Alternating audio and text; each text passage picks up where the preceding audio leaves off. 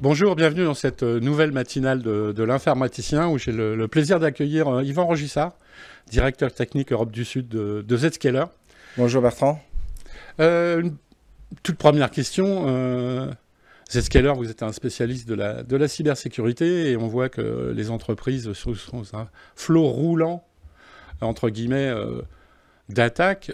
Clairement, comment vous vous différenciez pour réussir à aider les entreprises à ne plus subir ce phénomène endémique aujourd'hui? Oui, c'est une vaste question. Zscaler, pour commencer, c'est une société qui s'est créée il y a 15 ans sur une vision comme quoi les mœurs dans l'IT allaient évoluer. Il y a une quinzaine d'années, c'était les débuts de la mobilité, les premiers iPhones, les premières tablettes. On sentait qu'il y avait une poussée des utilisateurs pour qu'ils bougent un petit peu partout et qu'ils soient beaucoup plus mobiles. Bref, qu'ils ne soient pas prisonniers derrière la prise LAN de leur PC. Et puis en même temps, c'est les premiers débuts de l'avènement de ce qui est devenu le cloud, avec l'avènement des SaaS. Office 365 a été un Ghostbuster, mais on peut penser aussi à Salesforce, à Workday, qui ont amené les entreprises à se transformer profondément, parce que finalement, les applications n'étaient plus à l'intérieur du réseau, mais finalement, elles sortaient dans un environnement virtualisé, multitenant, managé par un tiers, finalement. Et donc, partant de là, on a théorisé un modèle que certains ont appelé la cloud sécurité, d'autres penchent pour le mode Zero Trust, c'est plutôt celui que je reprends aujourd'hui, parce qu'en fait, à partir du moment où les utilisateurs sont plus à l'intérieur, que les applications sont plus à l'intérieur, le modèle implicite dans lequel on a tous vécu pendant les 15 années, on va dire de 95, moi j'ai commencé à cette époque-là, vers les années 2010, il est parti. Il est parti parce qu'il n'existe plus. Il n'y a plus une partie auquel je fais confiance, que je trust, et une partie auquel je ne fais pas confiance, que je ne truste pas. Et on voit bien que finalement, c'est ça l'enjeu d'aujourd'hui, c'est où que se trouve l'utilisateur, où que soient mes applications, comment je fais pour sécuriser l'échange de données entre un utilisateur et une application. Et quand je dis un utilisateur, c'est vrai aussi pour des utilisateurs d'autres entreprises. On reparlera des dangers de l'entreprise étendue et de la supply chain dans le domaine de la cyber, mais c'est vrai aussi des objets connectés, des workloads, c'est vrai aussi des serveurs, des applications. En fait, on a toute une myriade de sources qui communiquent avec différentes applications et en fait, il faut être capable de simplifier tout ça d'un point de vue plateforme, c'est ce que fait Zscaler, et aussi d'un point de vue organisation et structure, et c'est ce que font beaucoup d'entreprises aujourd'hui. Alors jusqu'à présent, tout ça se faisait biais des certificats, des KPI, des choses assez complexes, déjà à mettre en place, mais surtout à maintenir. Alors comment vous, entre guillemets, vous avez simplifié ce Zero Trust? Alors c'est exactement l'objet de ce qu'on veut faire, c'est simplifier, aider les entreprises à franchir les étapes de cette transformation digitale. Souvent, c'est un mot très galvaudé, mais en fait, on a toute une complexité auquel les entreprises font face finalement pour passer du monde dans lequel ils vivent vers un nouveau monde qui va accompagner le business de demain. Et comment on fait pour simplifier tout ça? C'est en mettant à disposition une plateforme.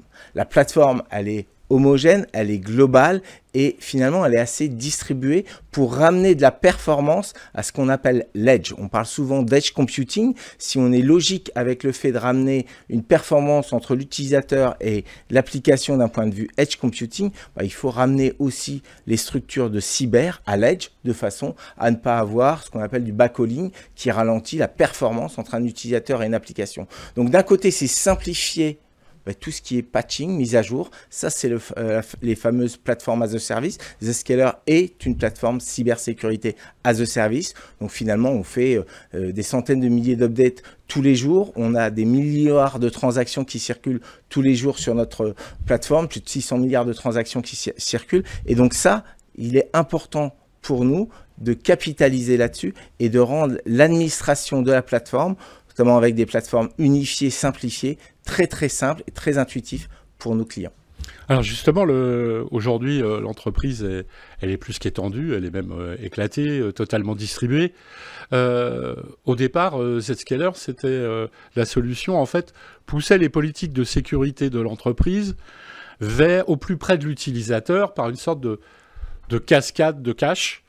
Aujourd'hui, comment vous avez évolué pour justement permettre de gérer ces environnements qui sont encore plus distribués qu'il y a 10 ans ou 15 ans quand vous avez été créé? Oui, il y a 15 ans, l'enjeu, c'était finalement comment je simplifie l'adoption de l'usage de l'Internet, du SaaS, quel que soit l'endroit où se trouve l'utilisateur, comment je applique des business policies simples, mais qui soient puissantes, avec une inspection de l'ensemble du trafic chiffré, parce qu'aujourd'hui, la majorité du trafic sur Internet est chiffré, pour préserver la confidentialité de nos échanges. Mais derrière, il faut bien savoir ce qui circule. Du coup, si la donnée part, je ne sais pas ce que ma donnée est partie. Et quand je télécharge quelque chose, c'est chiffré également. Je ne sais pas ce que je récupère comme donnée. Potentiellement, c'est un ransomware, c'est un malware.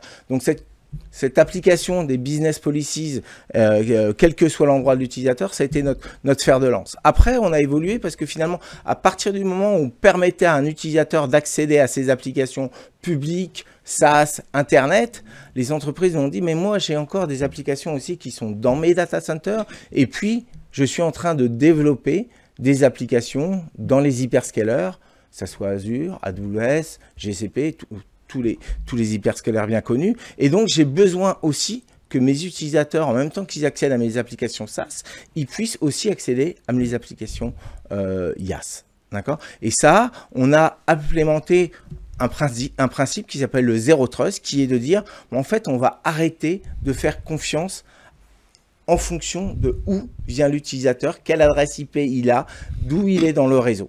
On va utiliser un principe qui est fondamental, qui est l'identité de l'utilisateur. Une fois qu'on conçoit qu'on a une identité, je suis capable d'aller derrière chercher d'autres informations au niveau de sa posture. Est-ce qu'il est sur un device corporate, un PC de l'entreprise, ou bien est-ce qu'il utilise son téléphone propre ou sa tablette, son biode? Et en fonction de ces paramètres-là, je vais autoriser ou interdire l'accès à une application et non plus l'accès à un réseau comme on l'a fait dans le VPN. L'idée derrière, c'est de dire finalement, un éditeur de cybersécurité, c'est du software. Un software, par nature, il y a un risque qu'il y ait des vulnérabilités. Il suffit juste de regarder les 10 derniers mois. Tout le monde a eu des vulnérabilités. Je ne vais pas les énumérer. Tous mes collègues ont eu des vulnérabilités. Nous-mêmes, Zscaler, on n'est pas à l'abri d'avoir des vulnérabilités. Notre principe de base, c'est de dire, si je cache l'ensemble de l'infrastructure, y compris l'application connector qui va permettre d'accéder aux applications et que je ne permets que du flux sortant, eh bien finalement, je suis invisible aux attaquants. Et donc, je peux avoir une vulnérabilité. Mais comme je ne suis pas visible et comme je n'ai pas les privilèges en tant qu'attaquant, parce que je n'ai pas la bonne identité, la bonne device posture pour accéder à ce composant, eh bien, tout ça, c'est invisible. Donc, ça amène beaucoup de simplification, beaucoup de soulagement au sein des entreprises. On sait que le patch management est quelque chose d'extrêmement complexe et de très sensible. On a vu les courses au patch management ces dernières années. Bon, en fait, finalement, si j'arrive à cacher mes applications, eh bien, je gagne en tranquillité et en sécurité. Et c'est ça qu'on a voulu faire avec le Zero Trust, en l'appliquant, comme je le disais tout à l'heure, aux utilisateurs, aux employés de l'entreprise, mais aussi à l'ensemble des business partners, à la supply chain, aux sous-traitants, au call center, plein de, pourquoi pas au B2B2C, hein, on peut penser aussi à ce monde-là. On a développé des SDK pour pouvoir accompagner les entreprises dans leurs applications mobiles pour le grand public, qui permet d'avoir les mêmes principes du Zero Trust. On sait protéger de la même façon les communications d'un capteur, d'une caméra, d'un senseur dans une boutique, dans un magasin, dans un entrepôt, pour qu'ils communiquent aussi, que ce soit avec des applications SaaS, des bases de données, ou bien également des applications qui soient plus liées à l'entreprise elle-même, des applications que nous on qualifie de privées. Voilà. Et puis derrière, il y a tout l'environnement des objets connectés. Et ça, c'est un gisement extraordinaire. Et là, plus récemment, on vient de lancer ce qu'on appelle le Zero Trust 5G, qui est une carte SIM qui va pouvoir être utilisée dans les objets connectés, permettre une connectivité, mais toujours en mode Zero Trust. Aucun flux entrant, donc protection maximale du device, personne ne va prendre le contrôle naturellement de l'objet parce qu'il n'y a pas de flux entrant permis. Et puis, une vérification des business règles qui vont permettre de savoir si l'objet a le droit de communiquer avec telle destination, mais aussi si quelqu'un à distance, pour faire une maintenance, pour faire une sauvegarde, pour mettre à jour, pour extraire de la donnée ou simplement pour faire des checks, peut et a le droit d'accéder. Et donc ça, c'est le paradigme du Zero Trust tel qu'on l'entend chez Zscaler. Une petite question, vous réservez un sort spécifique aux administrateurs ou aux personnes qui ont des privilèges sur le système? Oui. Alors, l'administrateur, c'est sur lui que repose énormément de choses. Donc, en fait, déjà, il faut lui simplifier. On en a parlé tout à l'heure, comment on rend les choses faciles. Vous avez évoqué les certificats, les règles d'interception, de trafic. Tout ça, c'est des choses quand même qui sont techniquement très pointues, très compliquées. Et donc, finalement, il faut les rendre de façon le plus simple possible pour les utilisateurs et pour les administrateurs également. Donc là, on va utiliser beaucoup d'intelligence artificielle pour pouvoir simplifier, proposer des politiques de sécurité qui vont matcher les usages qu'on voit sur une entreprise. Donc, ça veut dire que du jour au lendemain, on ne passe pas de tout à tout d'un point de vue Zero Trust. C'est un cheminement où on va avancer au fur et à mesure et on va affiner avec l'administrateur les règles de micro-segmentation, comme on dit, entre une source et une destination. Donc ça, c'est important. Derrière, il y a aussi le fait d'unifier les consoles, d'unifier les portails. Ça, c'est aussi quelque chose qu'on a lancé avec Zscaler très récemment, de permettre à une consolidation et d'avoir des règles qui respectent les administrateurs. Dans une entreprise, il y a des administrateurs centraux, il y a des administrateurs locaux, il y a des gens qui vont gérer la sécurité pour certaines applications, pas pour d'autres. Et finalement, on a toute une complexité dans la gestion des rôles au niveau d'une entreprise. On voit bien que dans une petite entreprise, on risque d'avoir une ou deux personnes qui ont tous les privilèges parce qu'en fait, ils n'ont pas beaucoup de personnes et il leur faut des choses très simples, très consolidées. Finalement, quand je vais avoir sur des très grandes entreprises, je vais avoir des rôles qui sont un peu plus compliqués avec des segmentations bien précises, ce qu'on appelle du RBAC dans le jargon de la cyber, Role Based Administration Control. Et en fait, on va permettre d'avoir cette finesse et cette granularité d'administration. Donc ça évite tous les sudo et tous les élévations de privilèges qu'on voit dans les attaques? Exactement, ça peut éviter tout ça. On va utiliser aussi tout ce qui est automatisation avec les sudo. Parce que derrière aussi, dès qu'on a de l'humain, il y a possibilité d'une erreur humaine aussi qui peut arriver.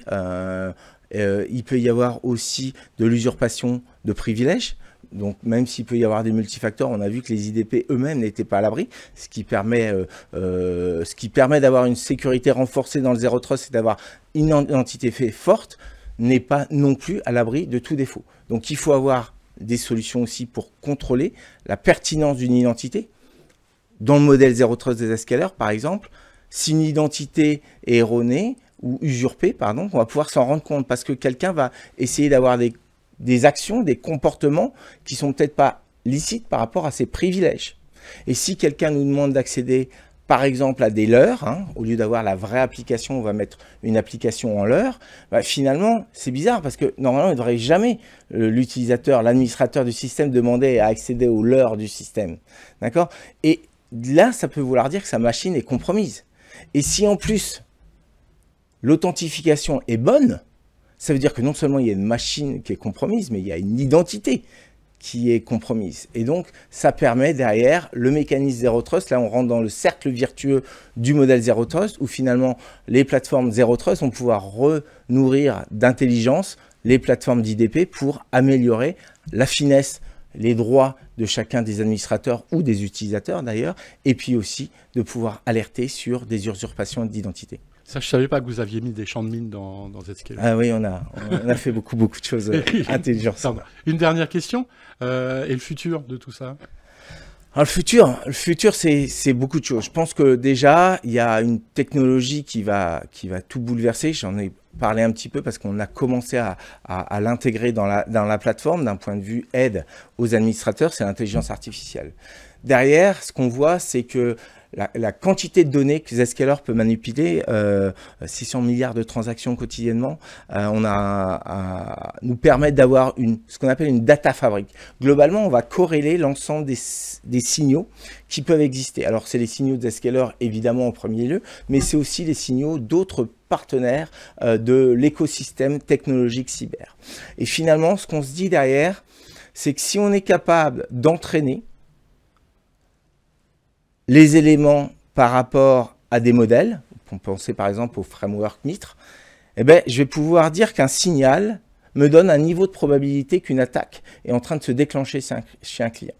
Donc ça, c'est vraiment quelque chose sur lequel on travaille. On pense pouvoir lancer la plateforme en avril prochain. Donc c'est un petit peu un teasing que je fais, mais ça a été annoncé sur les Zenith Live de Zscaler en juin dernier pour l'Europe. Et donc, l'idée derrière, c'est de fournir en temps réel, avant même que le breach ait eu lieu, un niveau de probabilité du breach. Donc on appelle ça breach predictor chez Zscaler.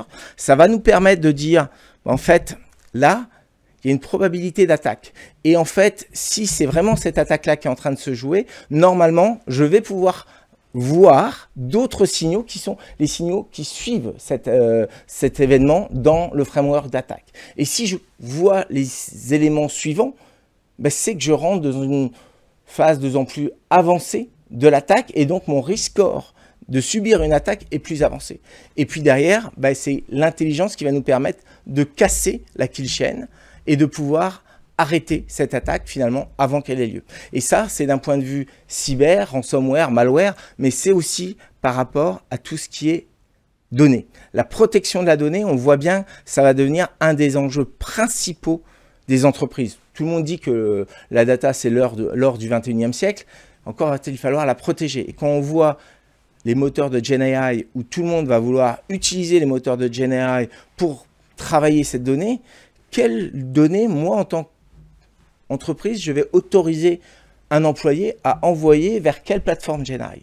Et on voit bien que la protection de la donnée va être un sujet majeur de ces prochaines années. Et derrière, ce qui est compliqué pour les personnes de l'IT ou les personnes de la cyber, c'est de pouvoir dire ce qui est licite et ce qui n'est pas licite.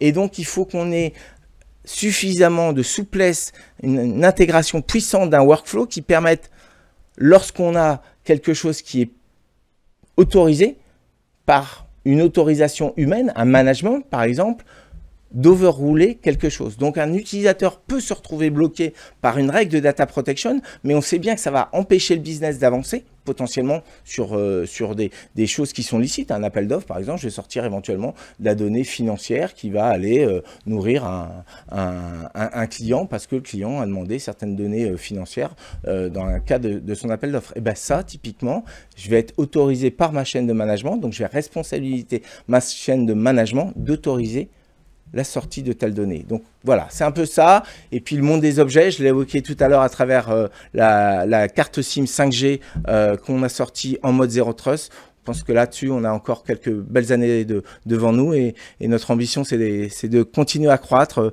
d'atteindre les 5 milliards de dollars de chiffre d'affaires. On est à la moitié du chemin, on est à 2,5 milliards. Donc Zscaler est une petite start-up qui a bien grandi et qui continue à grandir fortement. Parfait, merci Monsieur Rogissard. Et puis, vous parliez de protéger les données. Il faut aussi les conserver. Et donc, pour nos auditeurs, je rappelle que l'informaticien organise son premier salon sur le stockage le 5 novembre prochain, en espérant que vous soyez nombreux à nous rejoindre à l'espace Étoile Saint-Honoré pour cet événement. Merci encore Monsieur Rogissard, à très bientôt. Merci Bertrand, au revoir.